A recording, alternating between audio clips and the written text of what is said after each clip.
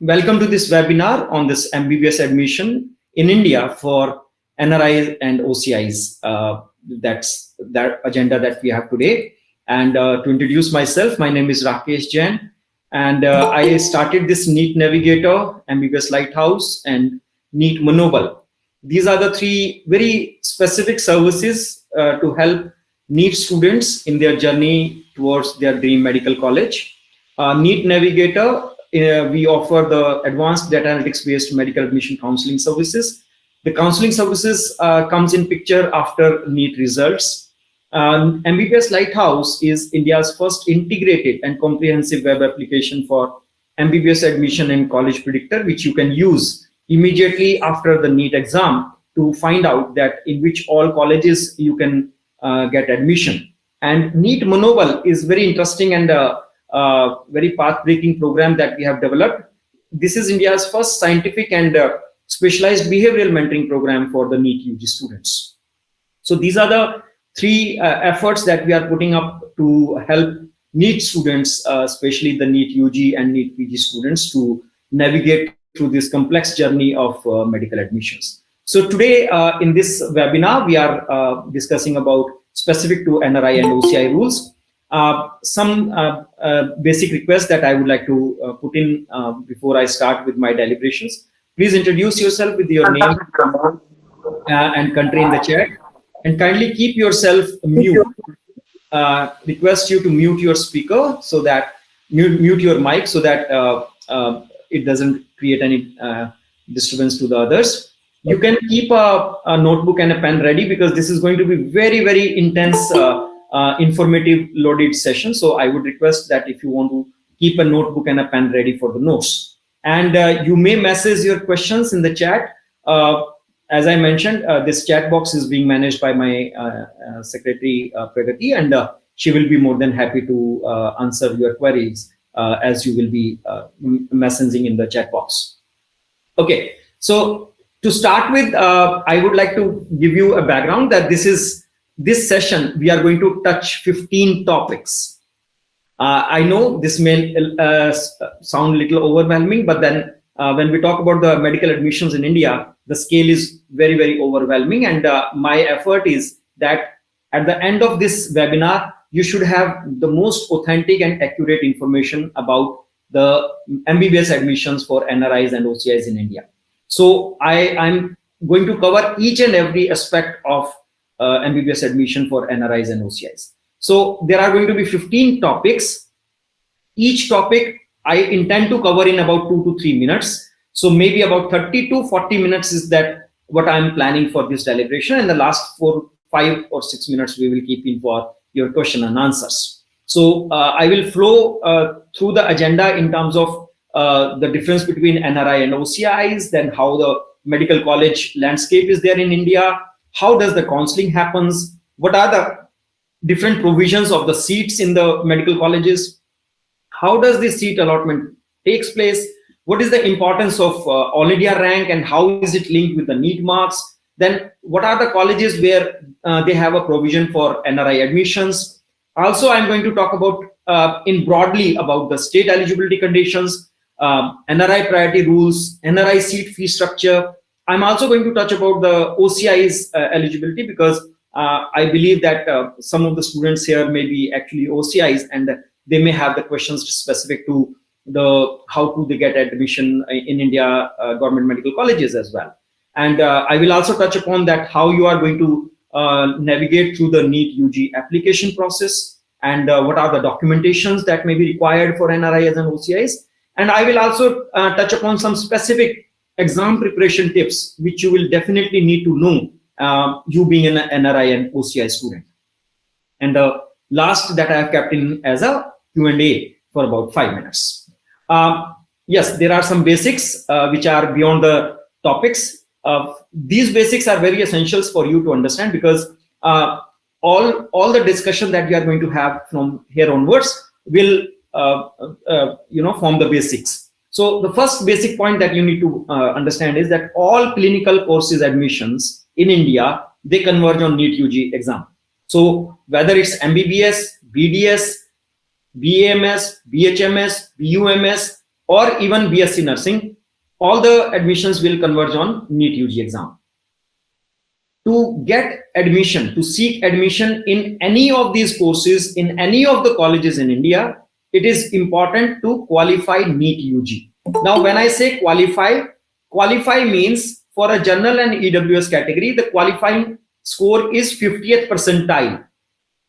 You may come across a lot of videos on YouTube wherein they consider qualification from the standpoint of government medical colleges. That's very typical of the videos which are specially made for the Rajasthan students, because you will find that the students there are focused only and only on government medical college admissions. However, when we talk about the admission process for Indian medical colleges, the qualification criteria is 50th percentile. So your child will get a percentile score, and on the basis of that percentile score, there will be a all India rank which will be mentioned. There is no benchmark of NEET cutoff score because it will depend on the exam difficulty level. It keeps on changing every year.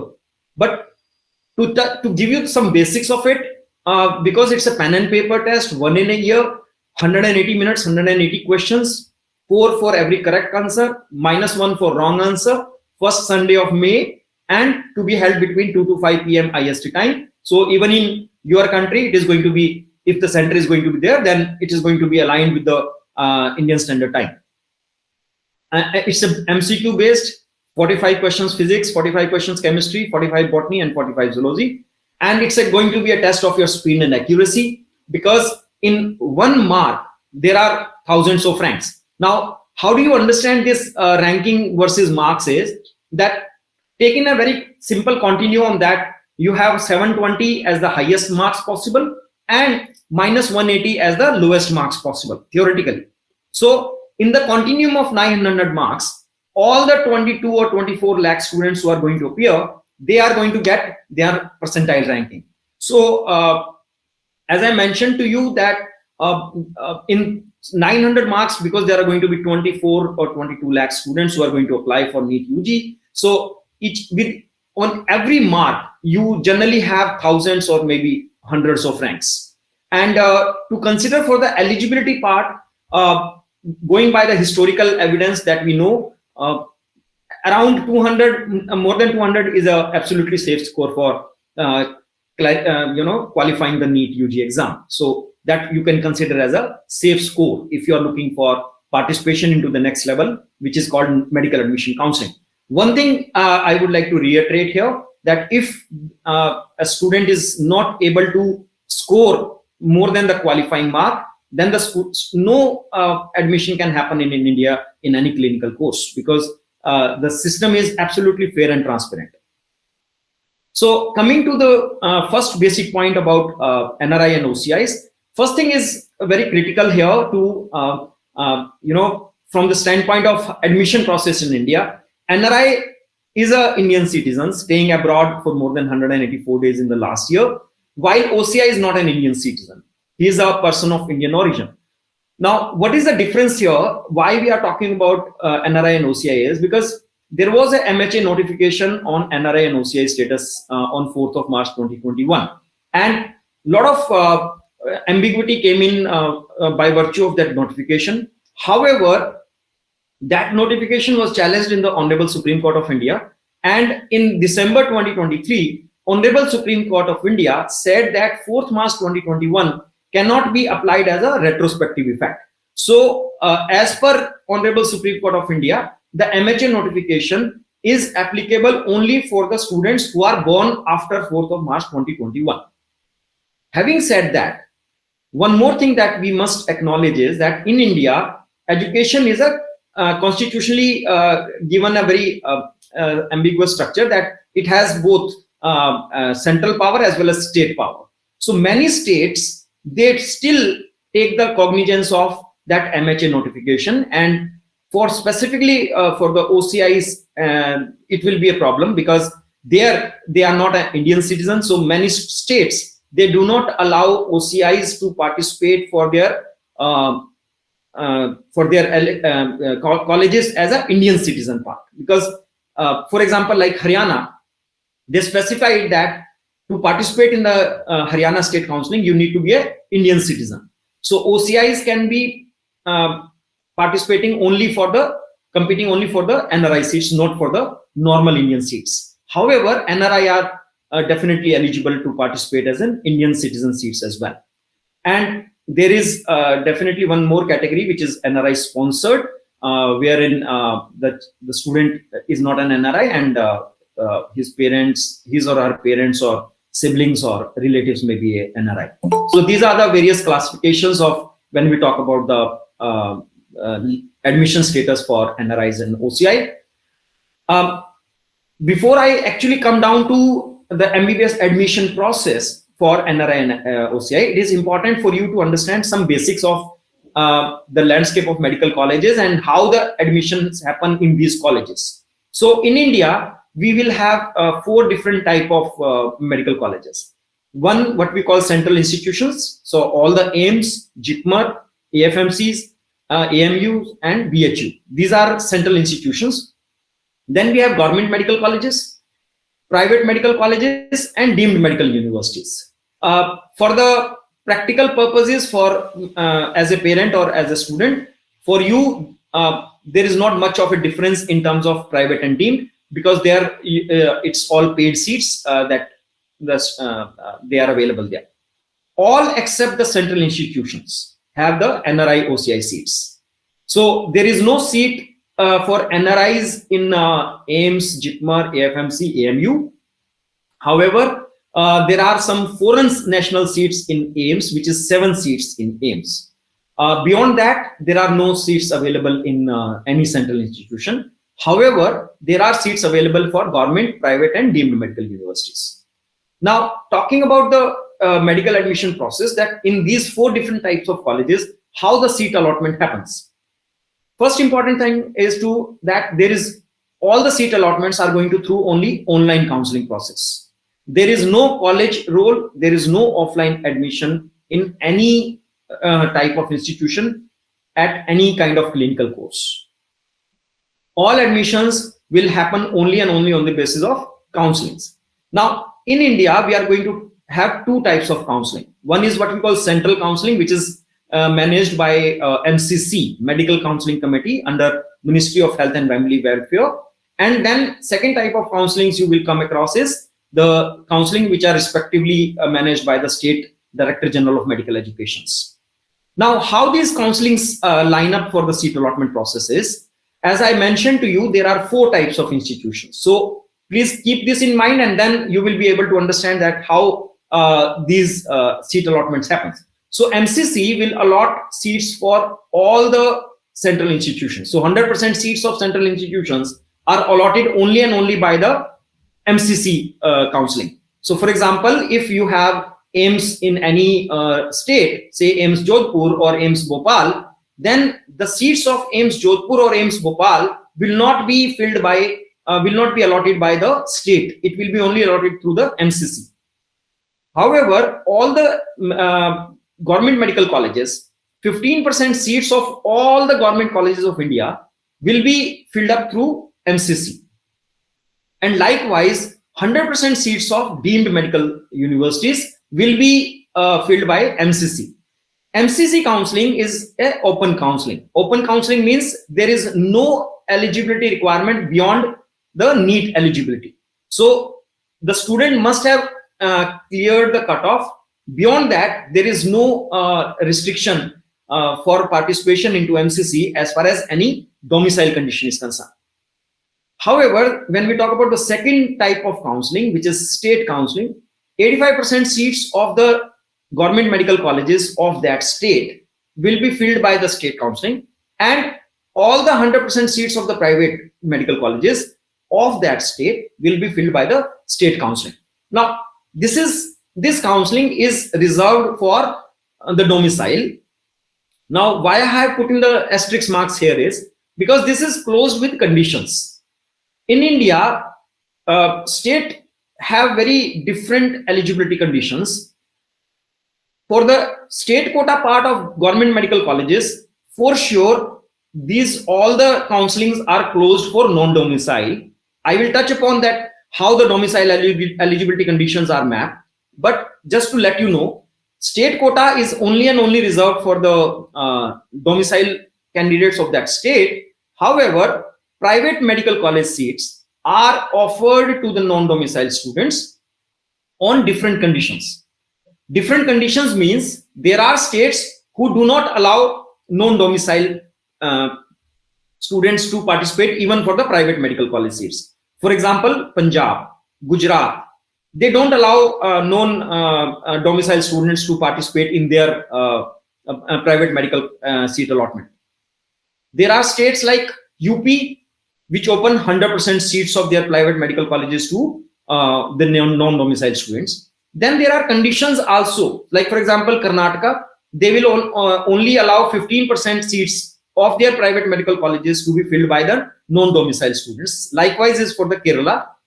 Similarly, when we talk about states like Rajasthan and Maharashtra and Madhya Pradesh, they allow non-domicile students to participate from third counseling onwards. Haryana, Bihar, West Bengal, they allow non-domicile students to compete for about 50% seats in their private medical colleges. So that's the reason there is a asterisk mark on closed, that not all the states are uniform as far as the rules and regulations related to private medical college seats allotment are concerned. However, for the government medical college seats, for sure, to compete for that state quota, you have to be the domicile eligible candidate for that state. For the 15% All India quota, you are open, anybody can compete as long as the student has cleared the NEET eligibility cutoff. Then there are going to be different types of seats. Government seat, which is subsidized, the cost is very low, starting from as low as 10,000 rupee a year to maybe about 1.5 lakh rupee per annum. And in compensation for that, generally the governments, they ask you to offer your services after completing your education to their respective healthcare sector. Then there are paid seats. Paid seats in all the private medical colleges, deemed medical colleges. There are multiple nomenclatures. However, all of them are paid seats. They are also known as management seats, and even also there are minority seats, which are also paid seats. In minority, there is no government seat available. So, for example, if you belong to any minority, the minority benefit can be availed only and only in a private medical or a deemed medical university. So they are paid seats, but in government there is no provision for minority seats reservation. Then you have NRI and NRI sponsored seats. In one thing that you need to understand is that there can be multiple fee structures in a single college. For example, in Karnataka, there are 4 different fee structures. Likewise, in Rajasthan, there are 4 different fee structures in one college, and because of that change in the fee structure, the entry barrier becomes different, and ultimately the the option to get admission there will change dramatically. Now, when we talk about how these seats are allotted by these 2 agencies, MCC and state, it will depend on your 4 factors: domicile, category, quota, and all India rank. For both these counselings, MCC as well as state, there will be 4 rounds, and all the 4 rounds will be online rounds. Coming down to specific to NRI seats, in deemed medical universities, all the NRI seats will be allotted by MCC. However, all the NRI seats in government medical colleges and private medical colleges will be allotted through the respective state medical admission counseling. So, for example, if you are looking for a admission into, say, MS Ramaiah or Kempe Gowda in Bangalore, then you don't have to participate in MCC counseling. You have to participate in Karnataka state counseling.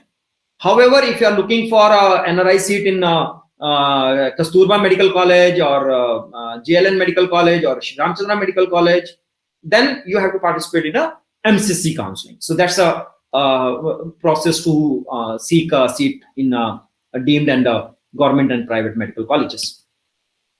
One important thing that you need to understand is that all admissions in India happens only on the basis of all India rank and not on the NEET-UG marks. And historically, NEET Navigator is working on the we work on the metadata of medical admission counselings, and in India we can say with confidence that nobody else has that kind of database as we have, and we know that there is no absolute correlation between NEET marks and all India rank. So if we say that last year admission happened in one college on this number, that's insignificant. For example, in 2024, the last admission in a government medical college for a general category through MCC counseling happened on 652 marks. However, in 2025, the last admission in government medical colleges in open category through MCC happened on 525. So you can see that absolutely no correlation. And another thing that you need to understand is that when you will get your NEET scorecard, you will also have one category rank mentioned there. Please understand, there is no relevance of category rank for seat allotment. It is only your all India rank which is going to be important as far as the process of seat allotment is going to be concerned.